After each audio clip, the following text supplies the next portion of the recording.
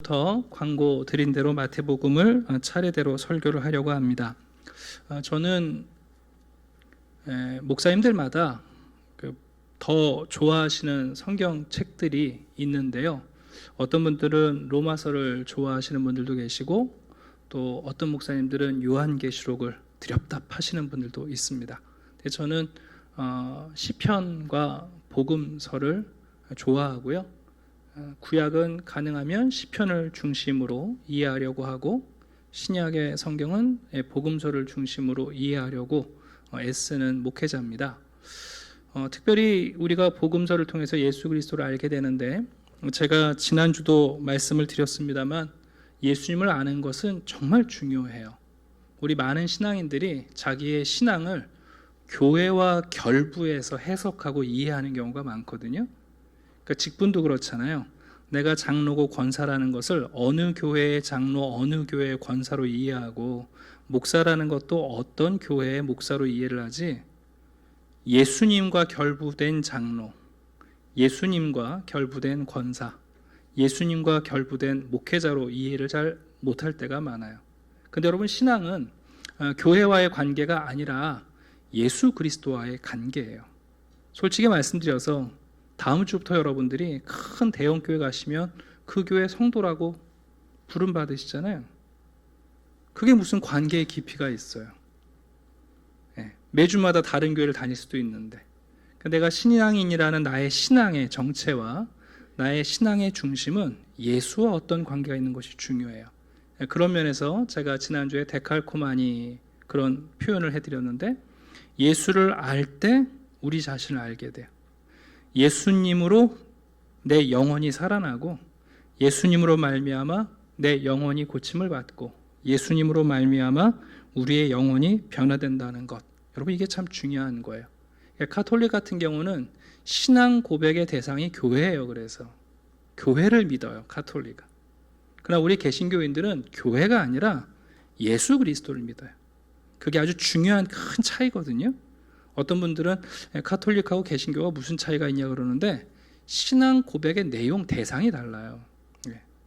그런 면에서 이제 복음서를 오늘 특별히 마태복음을 보게 되는데, 우리가 사복음서를 가지고 있습니다. 여러분, 자연을 이해하려면 봄, 여름, 가을, 겨울을 다 겪어봐야 자연을 이해하잖아요.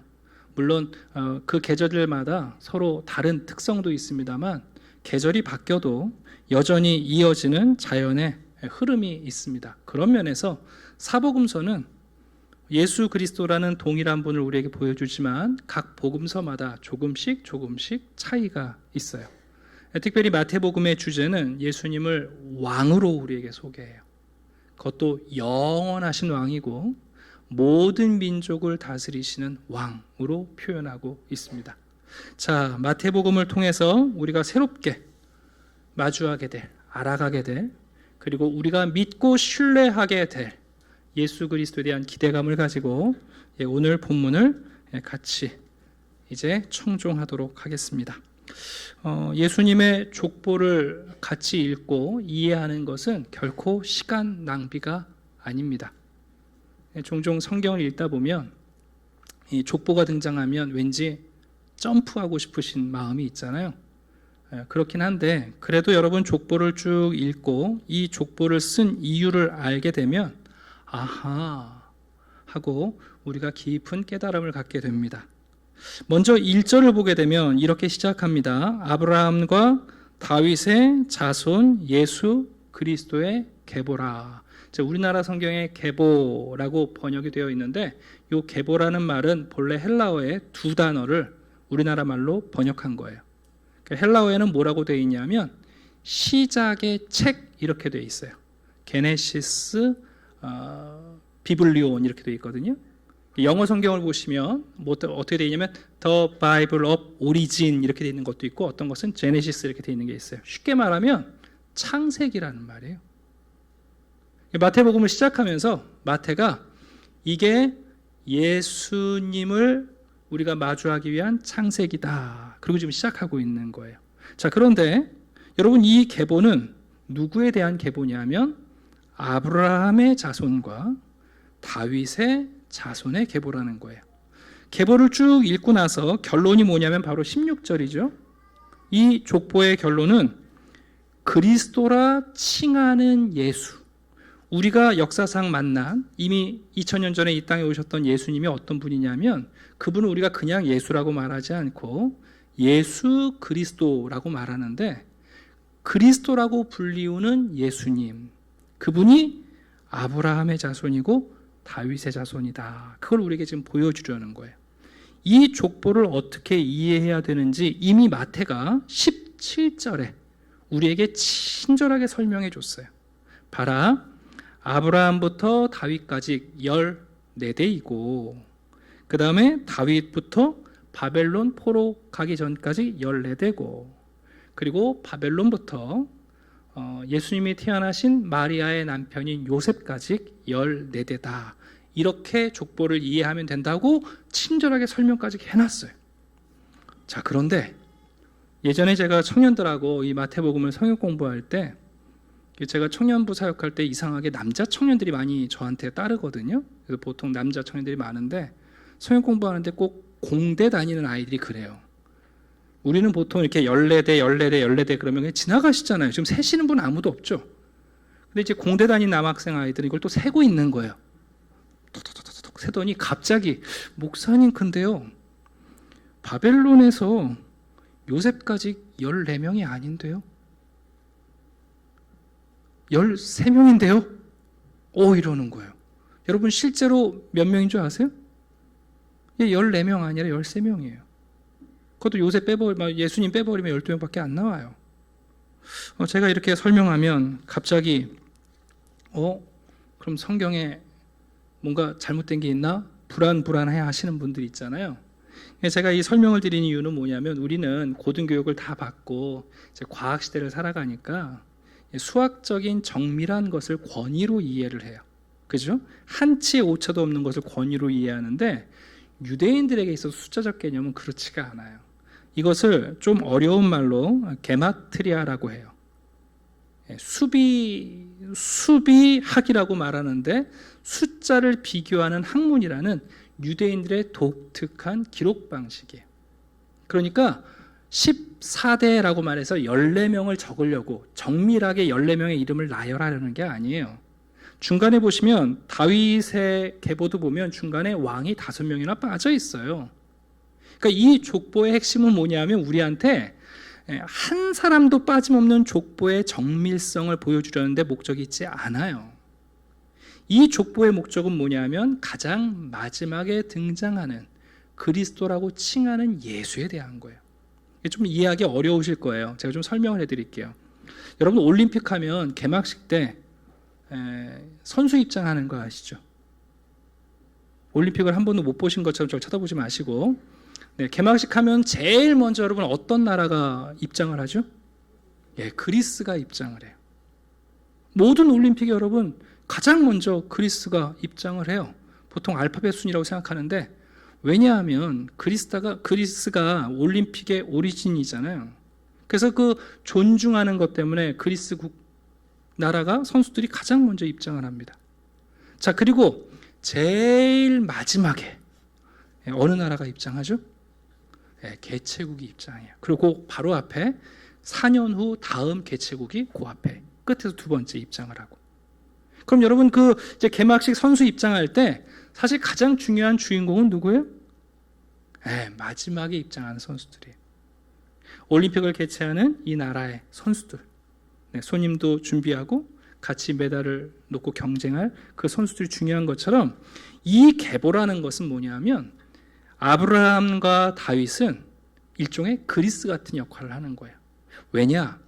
여러분 아브라함의 자손과 다윗의 자손이란 말은 이런 뜻이에요. 하나님께서 아브라함과 다윗과는 특별한 언약을 맺어주시지 않았습니까? 창세기 12장에 아브라함을 부르시면서 하나님께서 아브라함과 무슨 언약을 맺으셨냐 하면 내가 너로 복의 근원이 되게 하겠다. 너의 후손들로 말미암아 모든 민족이 복을 받게 하겠다. 그러면서 여러분 자식이 하나도 없는 아브라함을 밤에 불러갖고 하늘의 별을 보게 하시면서 네 후손이 이렇게 하늘의 별처럼 많아질 거다. 바닷가의 모래처럼 많아질 거다. 말씀하셨단 말이에요. 그런데 그 하나님의 약속이 구약 성경을 읽어가다 보면 아브라함의 수많은 별과 같은 자손들, 바닷가의 모래 같은 자손들이 모든 민족의 복이 된다는 뜻이 아니라는 걸 알게 돼요. 무슨 얘기냐? 하나님께서 아브라함과 언약을 맺으실 때에 모든 민족이 너의 후손으로 복을 받는다는 것은 장차 오게 될 아브라함의 후손 한 사람을 지목하는 거예요. 하늘의 별처럼 바닷가의 모래처럼 수많은 자손이 있을지라도 하나님께서는 아브라함에게 장차 올 한 자녀를 통하여 모든 민족이 복을 받게 될 거라는 언약임을 우리가 알게 돼요. 그 한 사람이 바로 아브라함의 자손이죠. 여러분, 다윗의 자손은 어떻습니까? 하나님께서 다윗을 머리에 기름 부어 왕을 세우시고 그를 왕권에 앉히시면서 이런 약속 주시잖아요. 사울이라는 왕은 잘못하면 내가 폐위도 시키고 그 집안은 내가 다시 거들떠보지 않았지만 다윗, 너와 너의 집안은 내가 영원한 왕권을 주겠다. 심지어 꺼지지 않는 등불처럼 왕권을 유지하겠다고 약속하셨어요. 근데 여러분, 역사를 보면 실제로는 다윗의 그 왕가가 남왕국 유다가 멸망하면서 끝나버려요. 그러면 다윗에게 약속하신 영원한 왕권이라는 것은 다윗의 집안이 대대로 왕족을 한다는 뜻이 아니라 다윗의 후손 가운데 한 자녀가 영원한 왕을 하신다는 뜻이라는 것을 우리가 성경 전체를 통해서 이제 이해할 수 있는 거예요. 마태복음 1장은 바로 창세기예요. 하나님께서 아브라함의 자손, 다윗의 자손, 그 한 분을 약속하셨다는 거예요. 그 한 분이 누구냐? 결론 16절. 바로 우리가 메시아, 그리스도라고 부르는 바로 예수 그리스도. 이 땅에 실제로 오셔서 2000년 전에 이 땅을 거니셨고 십자가에서 죽으셨던 바로 그분이 그 옛날 이스라엘이 온 민족이 그렇게 오랫동안 기다려온 아브라함의 자손, 다윗의 자손이다 하고 우리에게 가르쳐주고 있어요. 물론 여러분들은 예전에는 이력서를 쓸 때 본적을 쓰고 이름도 한자로 쓰고 그리고 더 옛날 분들은 그 한자 이렇게 쓰기 전에 밑에 자기가 무슨 파인지까지 또 쓰기도 했다고 하더라고요. 근데 요즘은 여러분 우리가 그러지 않죠? 근데 본적 쓰는 칸도 없어지고 심지어 이름도 영문으로 쓰고 한자는 안 쓰는 이력서도 많아요. 우리는 우리의 조상들이나 우리의 뿌리에 대해서 그렇게 큰 관심이 없긴 합니다. 그럼에도 불구하고 종종 우리도 우리의 조상들과 우리의 뿌리를 추적하면서 정체성을 찾기도 하고 또 어떨 때는 우리의 조상들 가운데 특별한 분을 만나면 좀 흥분하기도 하고 또 조상들 덕분에 자부심을 갖게 될 때도 있잖아요.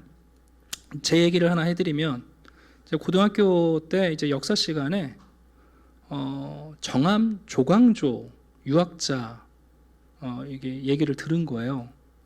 근데 여러분 갑자기 뿌듯해지는 거예요. 제가 조시잖아요. 그래서 우리 조상들 가운데 이런 분이 계셨네. 저분이 기묘사화로 죽지 않았으면 뭔가 바뀌었을 텐데 뭐 이런 생각을 좀 했던 적이 있는데 알고 보니까 그분은 풍양조씨이시고 저희 집안은 한양조더라고요. 제 친구 중에 공시성을 가진 친구가 있어요. 근데 이 녀석이 말끝마다 자기가 공자의 72대 손이라는 거예요. 아마 뻥일 가능성이 높아요. 근데 여러분 우리가 사실 뭐 조상이라든가 뿌리에 관심이 없는 것 같지만 왠지 나랑 뭔가 우리 집안에 누가 있다 그러면 뿌듯해지기도 하고 우리가 그런 걸로 인해서 정체성을 찾게 되기도 하지 않습니까? 이 유대인들에게 있어서 여러분 이 뿌리라는 것은 너무너무 중요해요. 어느 집안, 어느 지파 사람이냐. 더군다나 여러분 이스라엘의 역사를 보시면 알겠지만 얼마나 풍파 많은 역사예요. 실제 예수님 당시에 많은 유대인들이요 자기들의 족보를 계보를 제대로 적을 수 있는 사람이 많지 않았어요. 왜? 바벨론 포로 끌려가가지고 디아스포라 생활하면서 뿌리를 다 잃어버렸거든요. 그냥 말로는 우리가 어느 지파에 속했다 이렇게 얘기는 하지만 실제로 그 계보를 다 기록해서 갖고 있는 사람이 별로 없단 말이에요. 그런데 마태는 오늘 우리에게 이 족보를 들려주면서 봐라. 이 땅에 실제 하셨던 그 예수, 그분이 우리가 오랫동안 기다려온 아브라함의 그 한 자손, 다윗의 그 영원한 왕 그 한 분이 바로 우리가 그리스도라고 부르는 이 예수님이다. 그러면서 14대, 14대, 14대라는 수비학으로 지금 표현하고 있는 거예요. 그 사실 14대라는 말은 유대인들은 어떻게 이해하냐면요. 7을 2번 하면 14가 되잖아요. 그러니까 14대가 3번 반복되는 것은 또 다른 수비학으로 말하면 7명이 6번 반복된 거예요. 이해가시죠? 그럼 여러분, 이 7명씩 짝지어진 것이 이제 7번째 완벽한 그룹이 완성되는 그 첫 번째가 누구냐면 바로 예수 그리스도다. 이걸 보여주려고 하는 거예요. 이 수비학이 성경에 많이 나와요. 여러분이 잘 아시는 계시록의 666 같은 경우도 이런 수비학의 내용이거든요. 사실은 좀 내용이 복잡해서 설명을 다 드릴 수는 없어요. 예를 들면 왜 14라고 표현하느냐, 그 히브리 말에 다윗이라는 이름이 뭐 영어로 말하면 DWD 정도 돼요. 근데 요게 합치면 464, 그래서 14거든요. 그래서 다윗의 자손이 메시아를 대표하는 언어이기 때문에 14라고 지금 표현을 하고 있는 거예요. 그러니까 이거는 여러분 히브리 문학의 독특한 수비학이라는 개념이니까 여러분들도 집에 가셔가지고 세시다가 왜 12이야? 이렇게 얘기하시면 여러분들이 매우 교육을 잘 받은 과학적인 분인 것은 맞지만 성경을 읽기에는 너무 초보적인 생각하고 계시니까 또 그런 분들이 있으면 알려주세요. 이게 그런 계산기 같은 게 아니다. 핵심은 뭐냐면 올림픽 선수 입장처럼 가장 마지막에 오시는 분, 그 정점에 있는 분, 그분을 소개하기 위한 독특한 기록 구조라는 것을 알게 됩니다. 자, 근데 여러분, 이 족보의 핵심이 뭐냐면 다윗의 자손이라는 거 아니에요? 영원한 왕. 더군다나 아브라함의 자손이니까 모든 민족을 다스리시는 분이잖아요. 여러분, 이 족보 자체가 사실은 정치적 선언이에요. 예수님 당시 유대 땅, 특별히 갈릴리 지역을 통치하고 있는 사람은 헤롯인데요. 헤롯은 유대인이 아니에요. 헤롯은 에돔 지파 사람이고요. 에돔 족속이고 실제 이방인이에요. 그러니 여러분, 예수님이 다윗의 자손으로 이 땅에 오셨다라는 것은 어마어마한 선포이기도 해요. 그래서 마태복음 1장 후반부에 보면 무슨 얘기가 나옵니까? 동방박사들이 나오죠.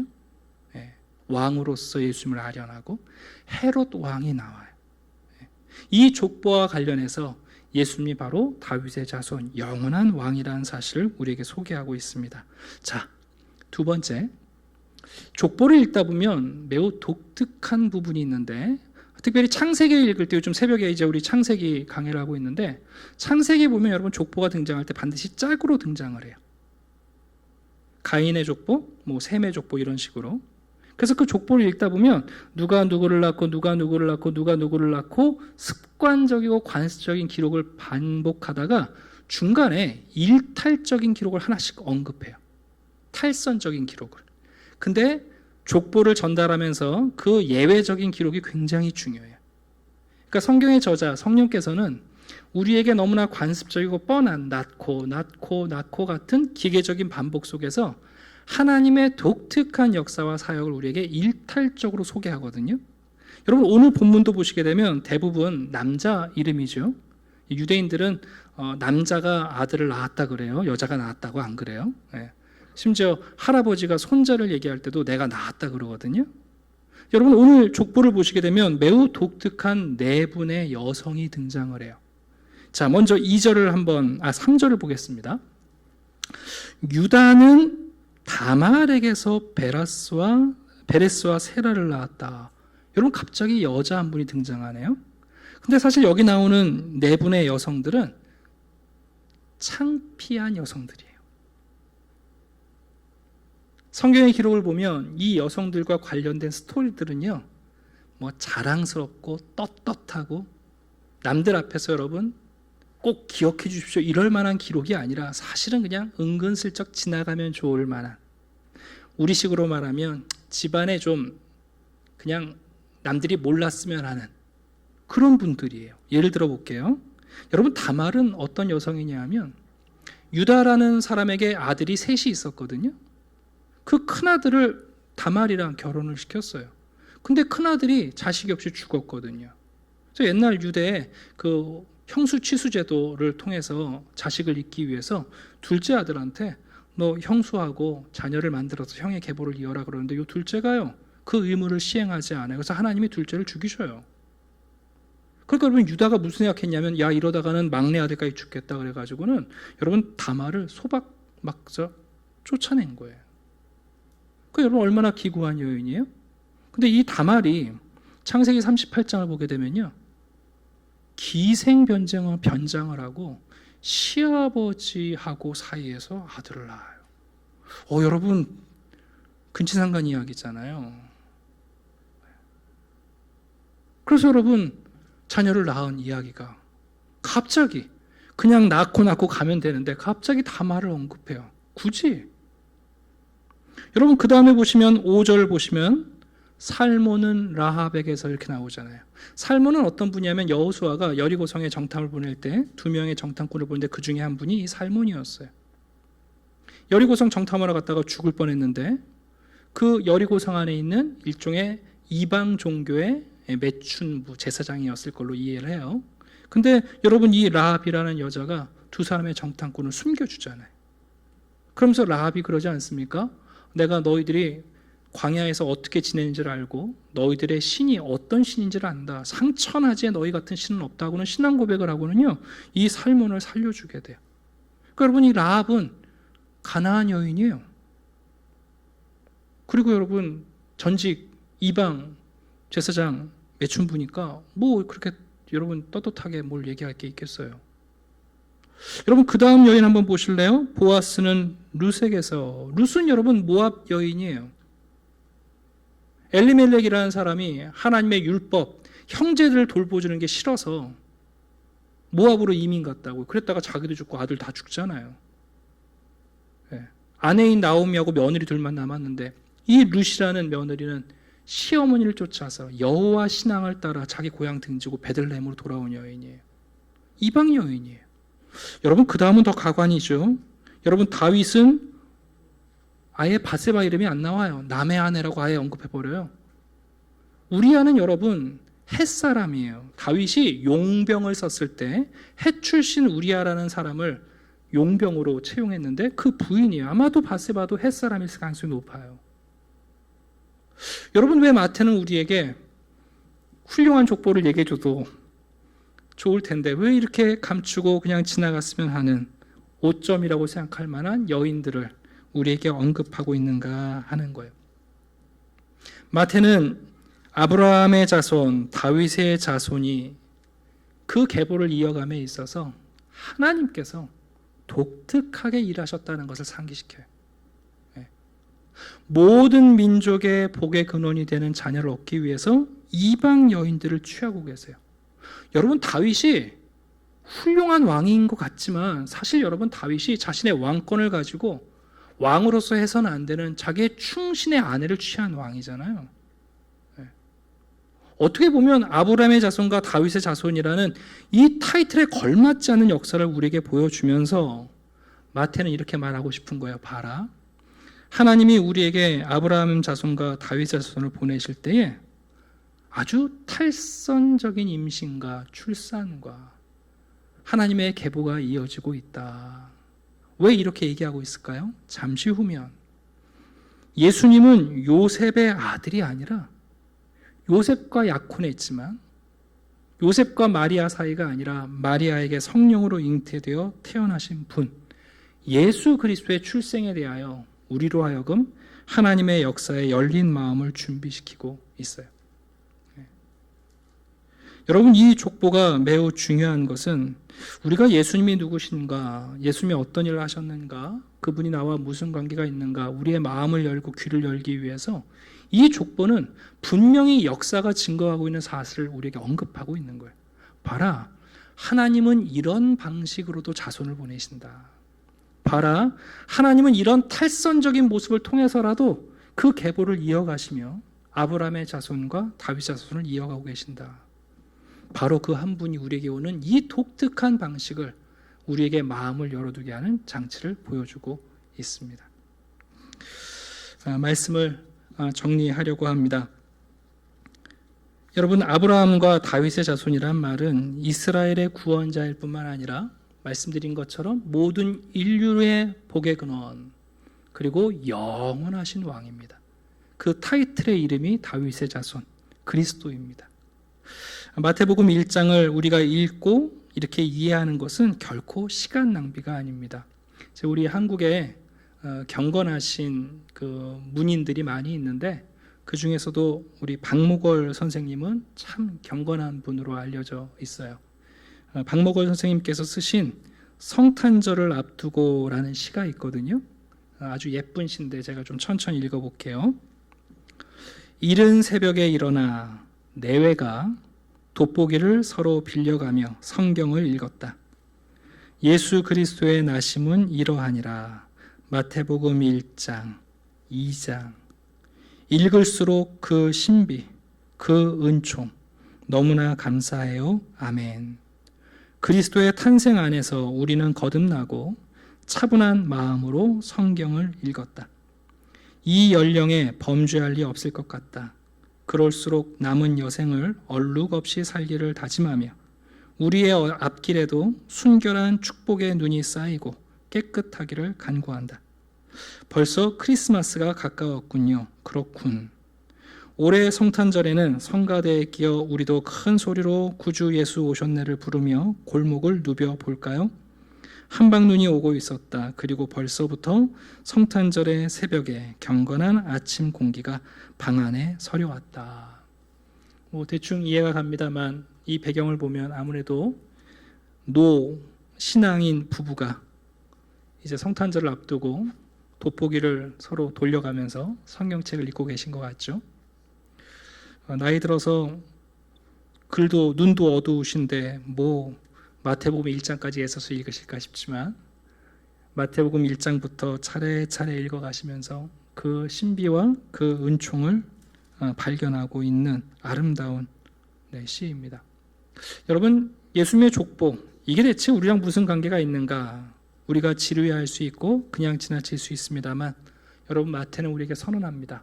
봐라, 우리가 그냥 예수가 아니라 그분을 그리스도라고 부르는 예수. 왜 우리가 그분을 그리스도라고 부르는 줄 아느냐? 바로 긴 역사 가운데 우리가 그토록 바랐던 아브라함의 자손, 모든 민족에게 복을 주시는 그분, 다윗의 자손, 영원한 왕, 바로 그분이 우리가 지금부터 살펴보려는 예수 그리스도이시다. 하나님은 이 긴 역사 가운데 말도 되지 않는 방식으로 자손을 이어 계보를 이어 은혜를 베풀어 오셨다. 이제 777, 이제 마지막 7그룹, 그 첫 번째로 예수 그리스도를 선포하면서 여러분, 우리 모두는 예수 그리스도 안에서 자녀가 된 사람들 아닙니까? 네. 어떻게 보면 여러분 한 분 한 분 저 역시 다말과 라합과 룻과 우리아의 아내인 밧세바의 부끄러움의 내용에도 불구하고 구원을 받을 수 있는 사람들이거든요. 네. 이 네 분의 여인은 다 이방인이에요.